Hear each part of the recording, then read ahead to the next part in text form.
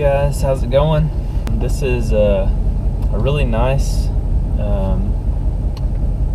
low 70 degree afternoon, but we are on our way to Paul's Valley to meet up with a guy that has some Nerf bars for my truck. Basically, he bought a truck. They came with these bars on it, and they're basically brand new bars. So he's selling these bars like dirt cheap, but he's from Ardmore, which is almost down into Texas. So I'm meeting him in Paul's Valley. Sometimes I wonder what people think of when they see my GoPro mounted to the dash. In my mind, I'm always hoping that they just think it's a dash cam for insurance purposes. I do want to get a dash cam at some point, just because anymore you can't be too cautious, and I think you get an insurance break if you have a dash cam. So speaking of things for my truck, yesterday was kind of weird. I don't know if you know a lot about diesels, but especially the Duramax that they make for GM vehicles. It's a design flaw by GM, but there's no lift pump on the vehicle. So that's pretty much one of the first things that they always advise you to do if you ever buy a diesel, a Duramax. Make sure you install a lift pump, and that's something you can do yourself. A friend of mine and I actually put mine on, and it was super easy to do. What it does is it's got an extra fuel filter and a water separator. So in theory, what it's doing is, it comes in front of your fuel line, and it kind of purifies the diesel, and it pulls out any water that might be in the fuel. So it helps with power, to the engine, but it also helps with fuel mileage, and it also saves the life of your injectors. Short story long, I realized yesterday that my lift pump had stopped working, and I don't know how long it's been like that. So I turned the ignition and just nothing. It wasn't getting any power to the lift pump, and when the truck's running, you can't hear the pump just because of the noise of the engine and the exhaust. My friend Jason and I, he was able to help me diagnose the issue, and essentially what we did is we tested my battery, and it just wasn't cranking out enough juice. And it's a battery that's been on the truck since I got it. It's some brand I've never heard of.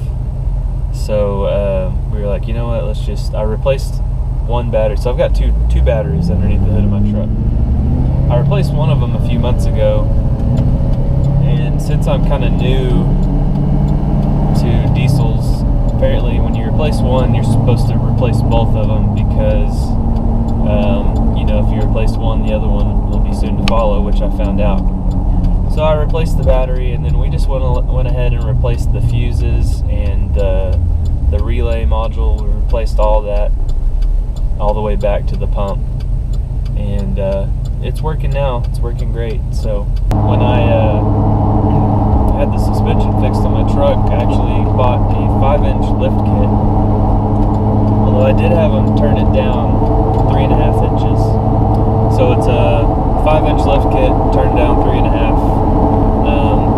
The goal in doing that is when you use the torsion keys on these trucks to lift the front end to level it raises the control arm angles a little higher than you ideally would want, which affects how the truck rides. But it is taller now, so I need these bars to help shorter people get in my truck when they ride with me. I usually just hop up in here, and if I remember to, I'll do that later, just so you can see what it looks like when I get in here. I'm not really sure why, because today is Sunday, but But traffic on I-40 is at a standstill. But yet again, this is Oklahoma, and nothing anyone does here makes sense for the most part, especially when it comes to government stuff. So if they are like, oh hey, well, let's work on this highway on a Sunday. Come on, people. You're really hurting my MPGs here. I feel like Jim Carrey in Bruce Almighty. All these horses, but no room to gallop. It's annoying as heck, especially because I have a strict time in which I'm supposed to meet this guy. Some people's kids. I wanted to take some time to shout out Corey Willis at PPEI. That company is kind of at the forefront of technology when it comes to diesel trucks. I like to use businesses that are run by young entrepreneurs. I mean, I'm an entrepreneur myself, and I just think it's cool when people that are my age or younger, you know, are running a super awesome company, or, you know, doing really cool things. The programmer that I have is called EasyLink, and that in and of itself is the coolest thing I've seen, you know, as far as something, you know, for a truck. It's a little bitty box. It's plugged into my truck right now, or else I'd show it to you, but I mean, it's seriously like maybe about this big. It's linked to my phone. I can look at gauges on here. I can look at the boost pressure, like injection pressure, engine RPMs, mass airflow, fuel pressure.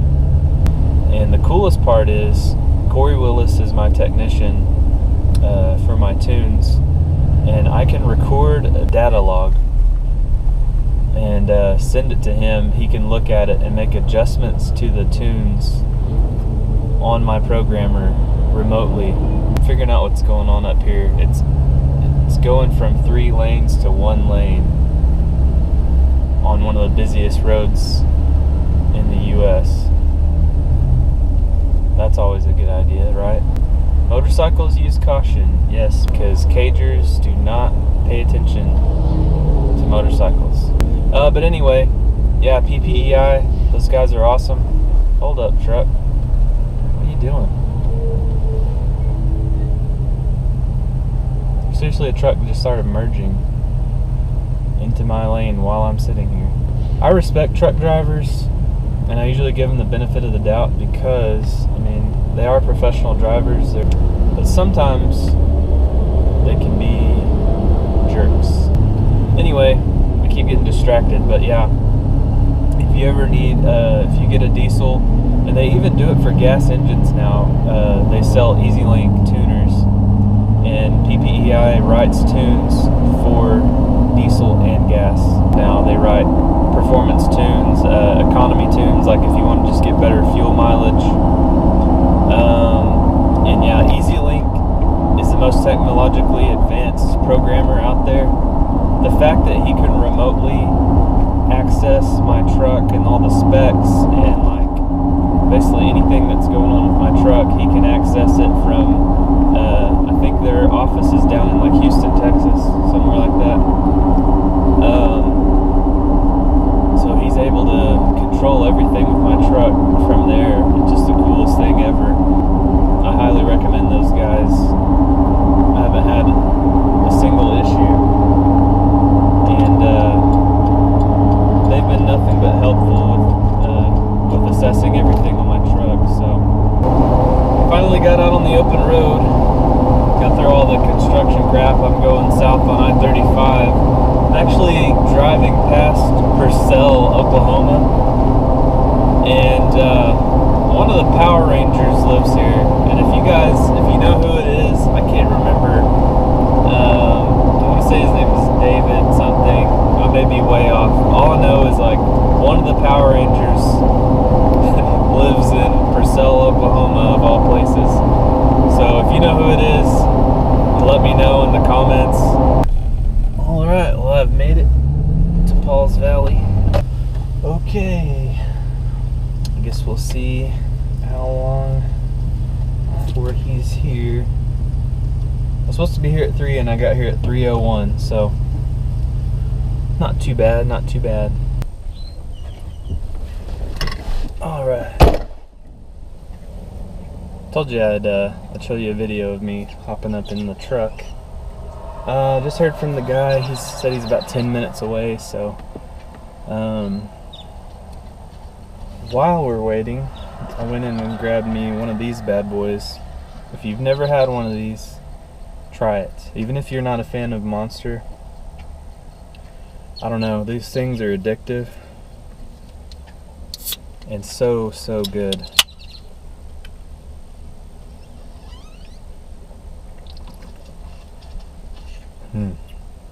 So good. This place, I'm like, it's a shell station with a Papa John's, which is kind of cool. But it seems like there's not a lot of convenience stores around here. There's one across the street, but I guess it's like the evil twin or something, because everyone's at this one. Everyone's at the Shell. There are like 3 or 4 cars across the street. But this one, there's probably 30 cars, some semis, but it was packed in that store. Awesome. We got some bars finally. Have to drive home and put them on, see what they look like. Got a screaming deal on these, so we'll see how it turns out. I don't know about you guys, but like transactions like this, even though like this guy was super cool, and the last person I met, you know, for a similar deal was super cool, but it's like, it's one of those things that'll never not be awkward, you know? Yeah, it's just one of those things, you're meeting a stranger, you know, you're buying, selling, trading, whatever. Now I am getting back on the highway, going back to the Great White North, as I like to call it. The city I live in is named Yukon. I always joke about it and call it the Great White North because it's like the Yukon, which is the Great White North. I don't know, it's cheesy. It's a dad joke, but hey, I find it funny, so. Alright, well, I'm back home. Got the bars here laid out where they need to go. Got that one. Got this one here. Now I'm just gonna see if there's any way I'm gonna be able to do this by myself. So I gotta start by taking those bolts out.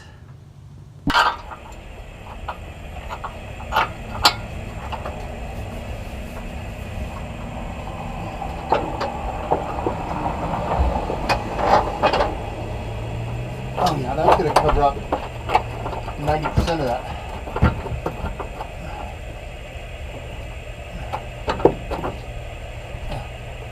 What's that? There it is. You still got, is the ratchet on the other side? No, I brought it.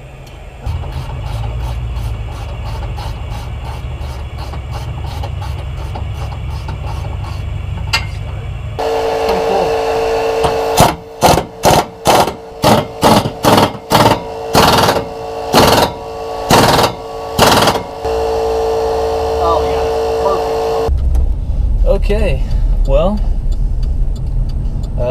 I tried to put the bars on at home on my own, but I didn't have any tools stout enough. My impact wasn't stout enough to loosen the bolts, which look like they haven't been taken off. Who knows if they've ever been taken off. So I went over to my buddy Jason's house, and he let me borrow his big impact to take it loose, and we got it put on there. They look pretty sweet too. I'll take a video here in a bit and show you what they look like. Oh, full sun in the eyes. Yeah, it's always great.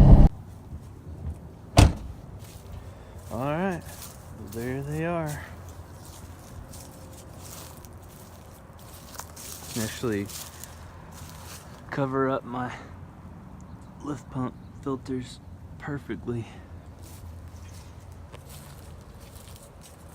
Pretty slick. Kind of dirty right now. I need to get them all cleaned up. Well, thanks for tagging along today. Good to get these bars on here, because now it'll be easier to get in the truck. I don't have to jump, and it'll be easier for anybody that rides in it with me. So until next time.